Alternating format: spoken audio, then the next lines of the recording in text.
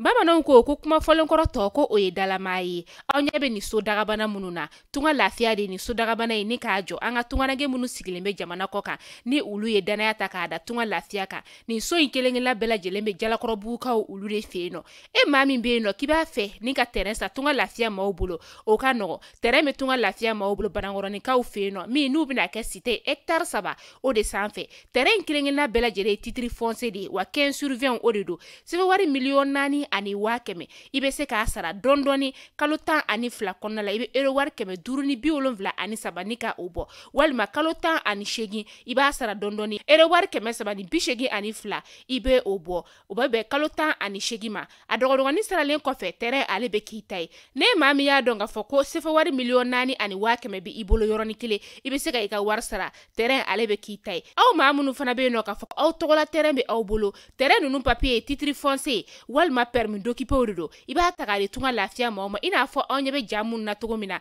u b'a jɔ ni ka a d'i ma ka sɔrɔ i ma tɔɔrɔ. O tuma la tunganage minnu sigilen bɛ jamana kɔ kan tunga lafiya nana aw lafiyali o de kama walasa sojɔko la aw kana degun sɔrɔ cogoya min na. Ne mɔgɔ min bɛ fɛ ka kunnafoni wɛrɛ sɔrɔ sa o tuma la an wele an ka numéro WhatsApp kan 00336 41 94 03 80 walima 00223 72 18 42 47. Tunga lafiya maliyɛnden minnu sigilen bɛ jamana kɔ kan u bɛɛ lajɛlen kelen-kelenna bɛ se ka u ni kanso sɔrɔ ba Maliba ale kɔnɔna la cogoya min na.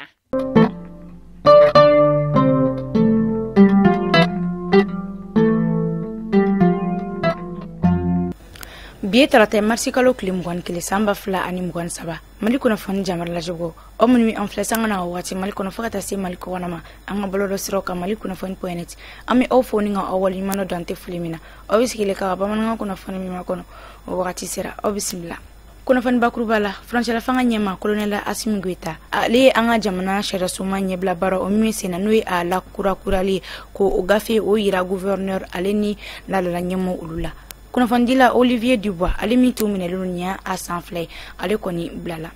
Gouvernement ye dansigi kɛ sɔngɔ dɔw la ka ɲɛsin da dumuni fɛnw olu fɔlɔ sɔngɔ la tile damadɔ ani sunkalo o kɔni cɛ sannikɛlaw olu b'a jigiya ko ninnu olu bɛ labato. Ni ye bi don kibaru lakulubaw ye min bɛna walala denmuso ana denmuso fɛ Mariam Kone aw bisimila ko kɔrɔ flash info kɛnɛ kan.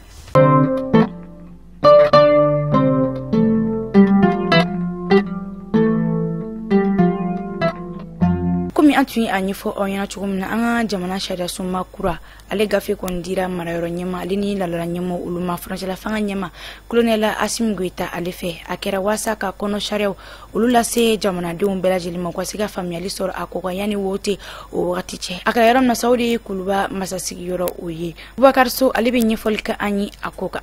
A fɔlɔ ye mun ye n'i sigira jamana fanga bonda la a caman ye san 5 ye. A filanan ye min ye n'i taara k'i bila jamana sariya bulonbaw ɲɛfɛ i k'a dɔn k'a fɔ a ka kan jamanadenw k'a dɔn musaka ko la i bɛ sɛbɛn de kɛ ka i ka musaka ani musaka fɛnw i b'a kɛ sɛbɛn ye k'a di n b'a fɔ o ma ko déclaration de biens o bɛ di cour des comptes la. A sabanan ye mun ye an b'a fɔ min ma ko immunité ye mun ye birifinin don ni jamana donnenba taara k'a da i kun fɛn dɔw bɛ yen walasa i ka se ka baara kɛ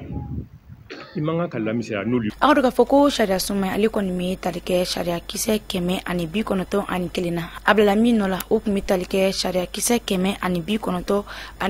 la sariya sunma ale yɛrɛ sigira sen kan ka kɛ ni jamana ale kɔni taabolo kuraw ye o de la sinsin kɛra jamanadenw olu ka bɛn ani jamanadenw olu ka kelenya kan ani ko diinɛ bɛɛ lajɛlen dama kɛɲɛnen don Mali kɔnɔna na o n'a ɲɔgɔnna caman an ka jɛ an Assimi Goïta ale ka hakilina lamɛn a ko kan. An ka jamana tɛ kɛ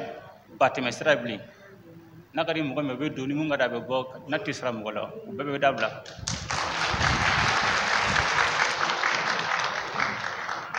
Sabula da ka mɔgɔ min bɛ kɛ jamana ɲɛmɔgɔ a bɛ jagolen d'a tigi kan a ka jamana tirintigiw marabagaw a k'u labɛn mun b'a to u bɛ se ka jamanadenw lakana cogo min na. A filanan fana min ye an ka jamana tɛna kɛ samasogo ye ko mun ka di mun ye u bɛn'o tigɛ ka taa n'o ye o y'o bannen pewu. An ka nafasɔrɔ siraw mun ni an ka sanu ye an ka jama an ka lithium a bɛɛ bɛ kɛ jamanadenw sago de la. asabana mi ndale mi mu fana la anga la darto mo anga dugutugu ulu ani denye mo uluka joro jamana basigila uluka joro jamana donga bena uluka joro jamana nyata kala utsa kadabla uratu ai anga jamana dugutugu amino kalu chef de fraction anga dinanya mo ku be ko ado sera sumba kono mumbe barka dula ka fanga duma mbatu usiku ka joro fatu na jamana kula.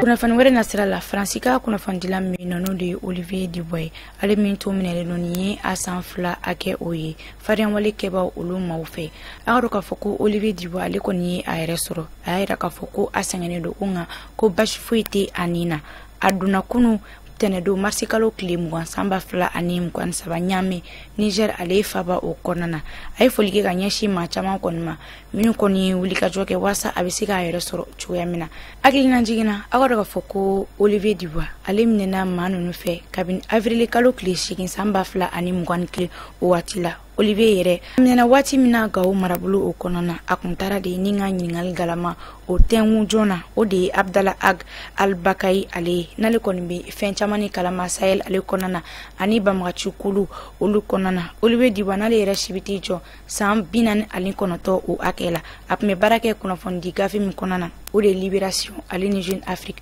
o bɛɛ lajɛlen tɛmɛnen kɔfɛ Olivier Dubois ale kelen ma bila a bilatɔ ani baɲumankɛtɔ dɔ bilala ɲɔgɔn fɛ n'o de ye Gifred Orking ale n'ale kun bɛ Niger ale jamana kan ale fɛnɛ minɛna kabini sanba 2016 o waati la a tun bɛ baara kɛ baɲumankɛtɔ min kɔnɔna na o de ye Albayak ale ye.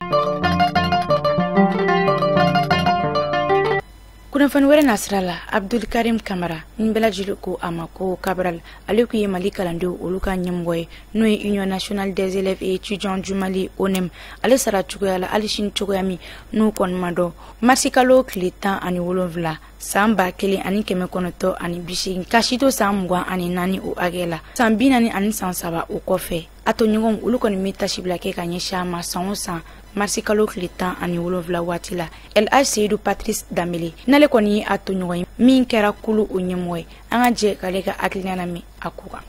A fagara de régime dictateur Moussa Traoré fɛ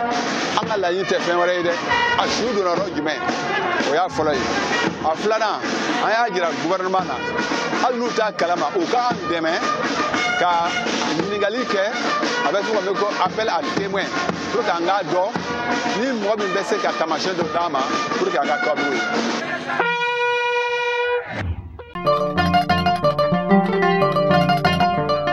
San san sunkalo ɲɛkɔrɔ fɛn min da dumuni fɛn olu sɔngɔ kɔni bɛ yɛlɛn kosɛbɛ o dɔ bɛ tali kɛ tulu ɲɔ o n'a ɲɔgɔnna caman o de la jamana ɲɛmɔgɔ olu kɔni ye dantigɛli kɛ sɔngɔfɛnw olu bɛɛ lajɛlen kan wa k'olu kan ka lawaleya jamana marabolo fan 14 o bɛɛ lajɛlen de la.